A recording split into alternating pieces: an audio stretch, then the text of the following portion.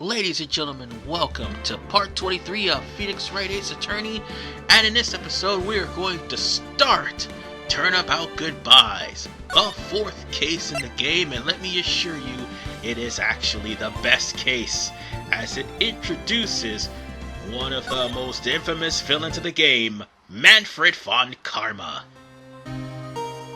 And how does this case start, you may ask? On a boat, in the middle of the lake, in dense fog. Why am I getting Godfather 2 references here? Oh, and for the record, I played Godfather 2, the game, for the channel. Check that out, it's actually a good playthrough. I enjoyed every moment of it. Oh, and for the record, if you hear noises in the background, my sister's still working at home. Yeah, COVID still has us trapped at home, unfortunately. Anyway, the guy on the boat wants his revenge. And someone is getting shot. The thing is, the person holding the gun is Edgeworth. Now, this is definitely a curveball, ladies and gentlemen. People would normally think, oh, Edgeworth did it, we're gonna have to figure this out. As you probably may have guessed, in this game, it's not gonna be that easy, and by God, Turnabout Goodbyes is definitely one of the harder cases, although this one's more enjoyable than what's following it. Oh God. But whatever the case, we're here in Wright's and Company office, and as you can see, Maya's trying to get back into spirit training, considering all the things that happened. One, the case with Will Powers, and two, the fact that she was almost framed for murder as well as Phoenix at the hands of Wright. So she wanted to go back to training, and unfortunately she can't because she's in the city. And unfortunately, Phoenix has a terrible shower. Anyway, the news is about Gord Lake, and that there's a sensation called Gordy. Remember that, folks, as Gordy ends up becoming a part of this case. Oh, and Gord Lake in general. Guess what? That's where we're probably going to be going. Well, not right now, of course. But excuse me one second. Alright, sorry about that, I had to take my asthma medicine, but Maya unfortunately doesn't know a thing about sarcasm, so she tried to meditate under a fire hose, only to get yelled at by the fire department. Meanwhile, Phoenix has found out that Edgeworth, the man that actually worked together to bring down D. Vasquez, is now arrested for murder. Chances are we know Edgeworth wouldn't do a thing like that, but we gotta uncover the truth. And by God, it's gonna be harder than what you expect. Oh, and by the way, there is one more thing. You know that whole DL6 incident that's been pretty much brought up in the first and second case? Or primarily the second case, actually. Which is what, well, Maya ended up being a, almost orphan for. Well, you know, we could actually move over to the detention center, by the way. DL6 actually plays a huge role in this case, as unfortunately all the events that is transpiring here is the result of DL6, aside from Wright. So, with that said, we need to get the whole situation from Edgeworth, and he's not going to tell us anything. Wow. Poor guy just actually feels very despondent. And you know what? He has a point of feeling despondent because DL6 affects everything about him. And it's basically his backstory in a nutshell. So, we have no intention of laughing at Edgeworth, but rather to help him. After all, he did bail us out against D. Vasquez. And more importantly, he tried at least to help us out with Red White. Okay, let me rephrase that. Not really. He was going along with Red White despite the fact that he realized that something is horribly wrong, and he knows in his heart it is. It's Red White that pretty much softens him up and tries to turn him to good. I mean, he wasn't always an asshole, but I do believe DL6 had something to do with it.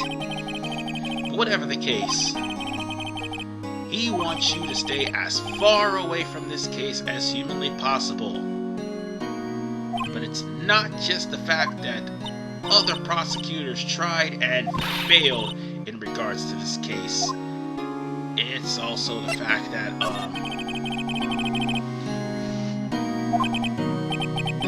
well, how shall I put it? It's sort of the same situation as Red White. I had to think about that for a second. Sorry for that dead air. But, it's definitely the same situation as Red White, except the person that you're up against is far worse than Red White in every imaginable way. We'll be meeting him in part 24. No, not part 24, but rather part 25. I promise you. And ironically, the guy I'm referring to is probably one of the more well-known and infamous characters in the entirety of the game. But I had to flash the lawyer pin in order for us to continue. And, he's still trying to find defense attorneys, but unfortunately, he's not going to trust anyone, let alone Phoenix.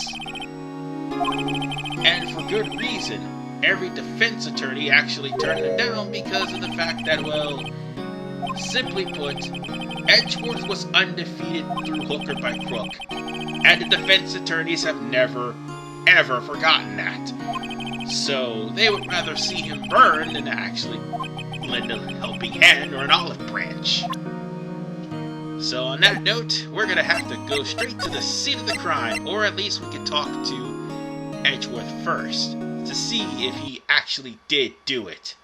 And by the way, that silences me trying to check the time, because after all, it was basically Upload Studios, and we all know how it does. It tends to cut off right in the middle of important dialogue, so that's why I'm timing it. So Edgeworth is telling Phoenix to stay out of the case for his own good. On that note, we'll just have to leave Edgeworth alone for now, because we're going to need everything we could possibly get from our investigation in order for us to actually get something out of Edgeworth, or at least do something for him. So off to Gourd Lake Park we go.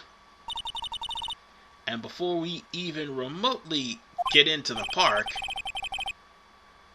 we also have this conversation. I'm pretty sure, we'll end up running into Gumshoe eventually. It's kind of the routine here. Because after all, he is, well, investigating a murder, obviously. And, unfortunately, he has no luck on finding clues. He has no luck on finding any motive. He just has no luck. And unfortunately for him, he's an avid believer in Miles Edgeworth. Unfortunately, and I said that so many times, and I apologize for that, it's gonna take more than just belief in order to win this case. I guarantee you that. So, with that said, I had to stop the recording in order to continue it from this point here, and for some reason he still calls Phoenix hairy butts. First off, it's Larry. Secondly, that's not Larry, that's Phoenix. Oh, but we'll see him eventually. But whatever the case, we have to inform Gumshoe that Edgeworth has not officially asked him to defend him in trial. Now, here's the funny part about this day. You can actually, when after your first conversation with Edgeworth, you can actually visit Gourd Lake first, don't talk to Gumshoe, and go back and talk to Edgeworth before coming here. But, only thing Gumshoe can recall is that he heard that there was 2 men on a boat, and one of them shot the other, and the other fell in the pool of water, or I should say fell in the water, and that someone who shot the person was supposedly Edgeworth because he was found holding a gun. When in reality, there could be someone else. And to make things worse, Gumshoe honestly has absolutely no clues to try to defend Edgeworth with. He is practically running on, well, whatever witness they end up finding, and more importantly, they're running on something else too. Can't quite make of it. Oh right, they're running on assumptions. That's what it is. And the last thing you need is assumptions and barely any proof.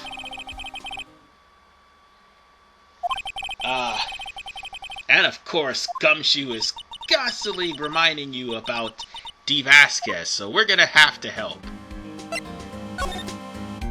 So, Gumshoe also explains the fact that prosecutors actually respect him for the amount of civil defense attorneys he ends up taking down. Unfortunately, despite winning 3 cases against Edgeworth, well, actually not 3 cases, 2 cases against Edgeworth, and 1 against Thomas Paine, he still is not going to be able to win in the eyes of Edgeworth, at least. So on that note, we're going to have to wait. Well, we're going to have to wait until this conversation is over and actually talk to him about it, and then we're going to have to move further into the Gordy Lake. But, unfortunately, Gumshoe has a witness. Unlike last time, where Gumshoe just showed up and abducted Cody and brought him to the precinct as a witness against Steve Vasquez, or a witness to testify, or whatever. No, it was actually a witness against Will Powers, my bad. I keep getting the killers wrong with the victims. Or the, people wrong with the victims. Whichever one comes first. And let's not talk about the fact that this murder happened on Christmas, no less. So on that note, we are going to have to get the autopsy report from him, or try to at least. But here's the problem. You can't. Because not even he got the autopsy report. So for now, it's kind of useless to do that. We're gonna have to instead get it at the police station. So we're gonna have to go there after we're done here. We still got other things to do though. That's the one thing I can mention. And while we're actually here, we might as well just take in all the sights and look around and see what's going on. Alright, we're going to be passing through this gate, no problem. Alright, and we're just Why did I say pass through the gate? Oh yeah, that's right. We're gonna pass through the gate, no problem after this. Sorry about that. We're just going to go straight to the beach afterwards. Because here's the thing. We go to the beach... Oh. We can examine anything here if we want to. But you don't actually need to. Instead, we're going to be going straight to the public beach. We could go to the criminal department if we want to, but we need to get whatever information we can out of this area here. And for the record, we're going to have to get the party streamers too. Yeah, the party streamers happen to be on the bench right next to the samurai hot dog stand. So remember that whenever you want to actually get the fireworks shooter, I suppose. Oh wait, you can't really do that. No, let me rephrase that. You can't really go on without it. That's what I meant to say. Something along the lines of Matt on guard, but I'll be right back.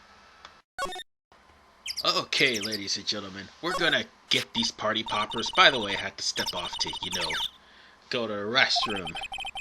Sorry, but all this vegan non-sodium stuff is really affecting me. Not the way I want it to, though. Anyway,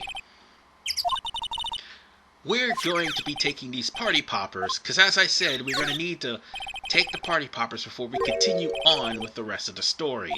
Like I said, something akin to Mad on Guard. Except there's no bad ending in this game. And Maya obviously made off with the party poppers, so what we're going to do is leave. We're going to move over to the woods. And that's exactly what we're going to do. So in order for us to actually continue on with the cutscene, or should I say the event next, what we're going to do is we're going to go over to that camera right there. There's a reason for this.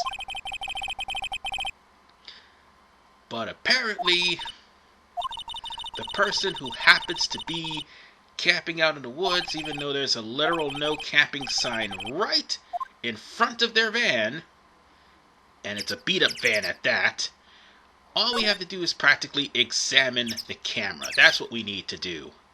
We can examine the truck if you want. We could also examine the food.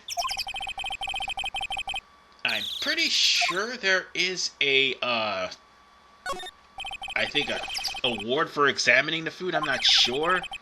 I kind of forgot. I might have to check that. But make sure you examine the camera at least. That's how we continue on. So with that said, that camera has a pop mic just in case, because if you display loud noises, it will activate the camera.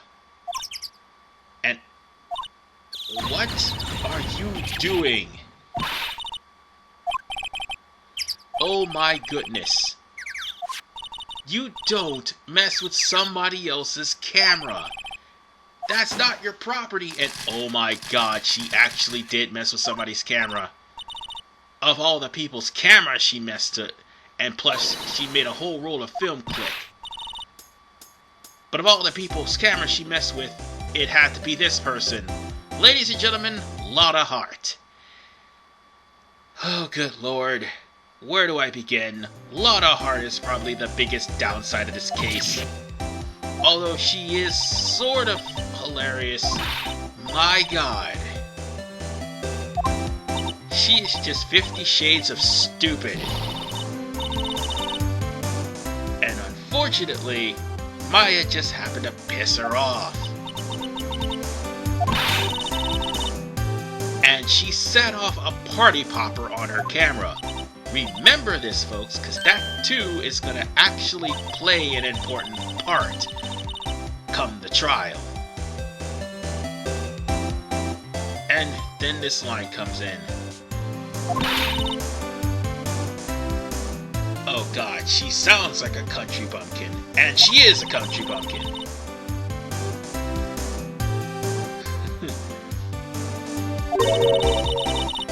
She says she might be dumb, don't mean we all are. oh god, might be is an understatement. Let me just remind you, this is the woman who pissed off, well, how should I put this? She pissed off Francesca von Karma. Oh god, that was not a pretty sight. And for those who don't know who that is, that's Manfred von Karma's daughter in the next game. But, let's be honest folks, Lotta is hated for a lot of reasons. Primarily she's comic relief, but more importantly,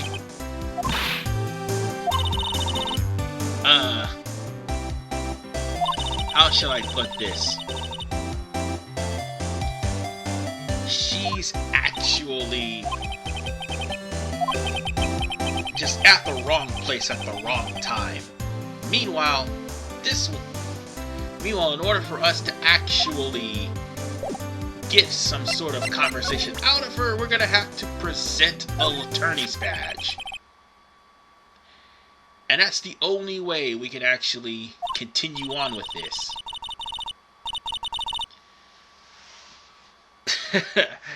She's asking if I'm a cop. But lawyers do have a badge in Japan, actually.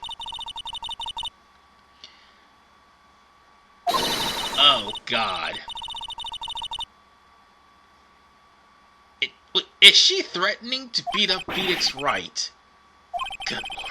Lotta, you were an idiot.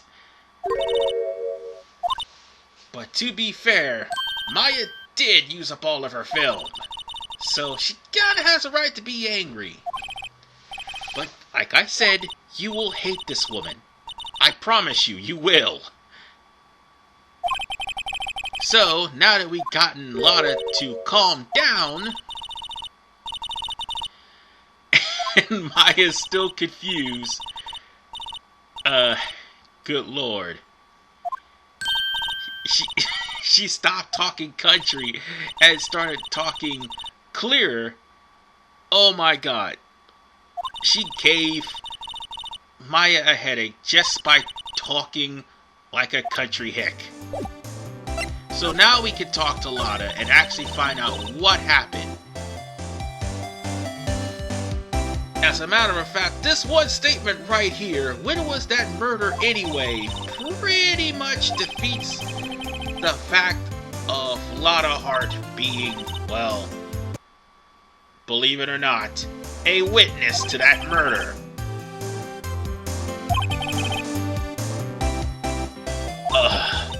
I have an aneurysm just by thinking about it. So yes, we'll have to talk to Lotta and try not to punch the screen, cause she's that dumb. So, we need to find out something about Lotta. Of course, she is actually a researcher from Country U. Well, they changed not only her... I mean, here's the thing. Capcom changed the fact that she's from Osaka because I do believe Japanese has more of a stricter... like a laxer dialect in certain areas, Osaka being one of them. So, to change the fact of her being from Osaka, they made her straight out country. They tend to do that a lot. In fact, Osaka from Azumanga Daioh is a victim of this. But, once again, it's another case that involves a camera.